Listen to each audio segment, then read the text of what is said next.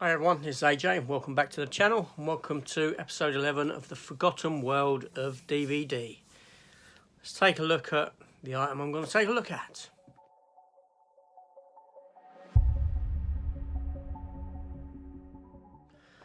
Okay, so in this series of videos I'm taking a look at old DVD releases that came out with a different sort of packaging and this sort of a thing.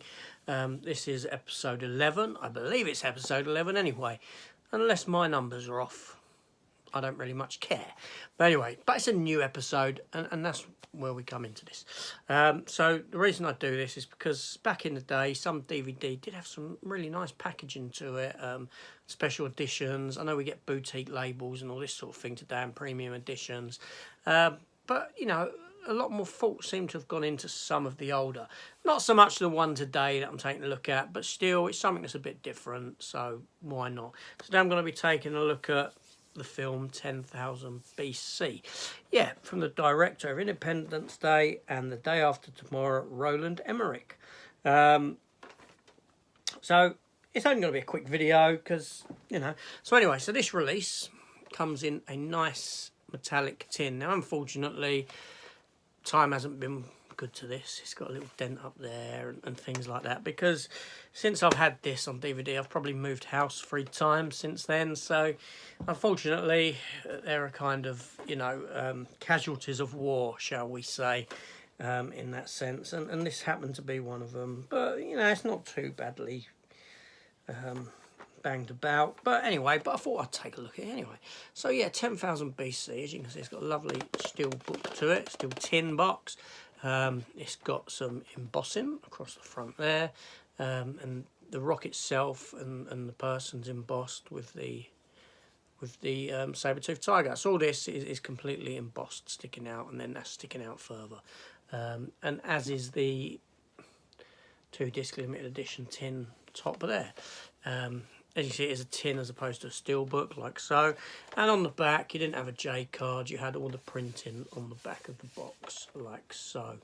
Yeah, so a really nice looking edition in that sense. A lovely sort of gold colour to it. And this is almost silhouetted, with just a little bit of tinge of colour showing the person and the saber-toothed tiger. Can't remember the actor's name, don't remember the character's name. I'll be honest, I haven't seen this film in a long time. I do have it on Blu-ray. I think it was one that I picked up very cheap.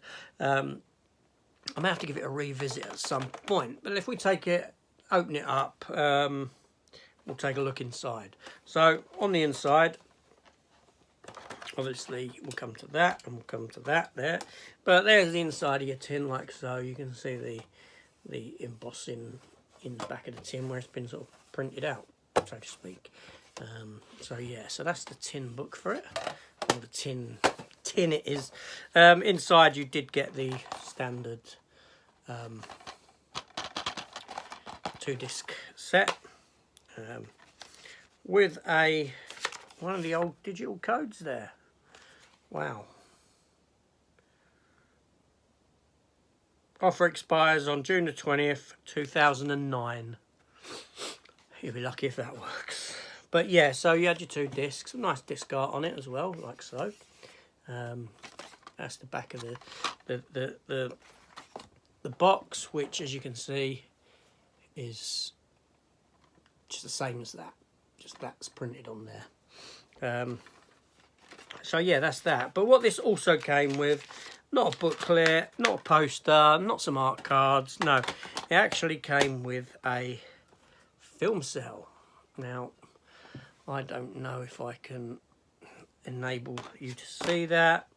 I'm going to attempt to see if that is visible by putting up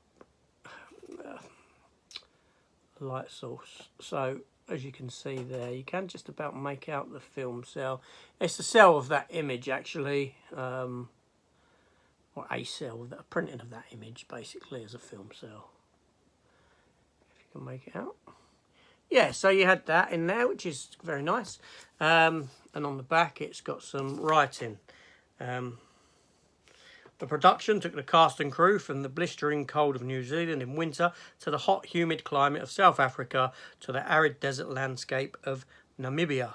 800 extras were used to play slaves for the final scenes.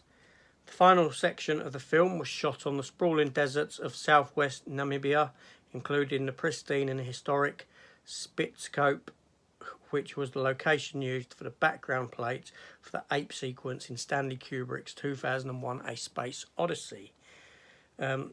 Spitskope is a national monument on communal land, and all location fees went towards the local community.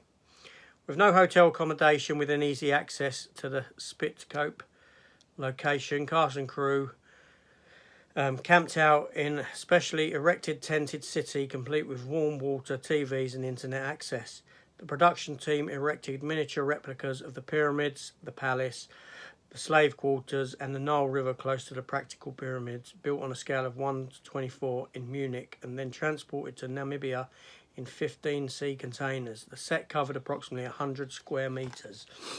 That would have been impressive to see. That's just some facts that are on the back there. So that's what I like about Roland Emmerich films, or back in the day. He obviously he did use a lot of practical effects, miniatures and this sort of thing, as he did on films like Independence Day and Godzilla and all this sort of thing before CGI took over as much as what it has. But yeah, so you get this blend of CGI and miniature work as well, and it can look fabulous. And I'm sure this film looks no different.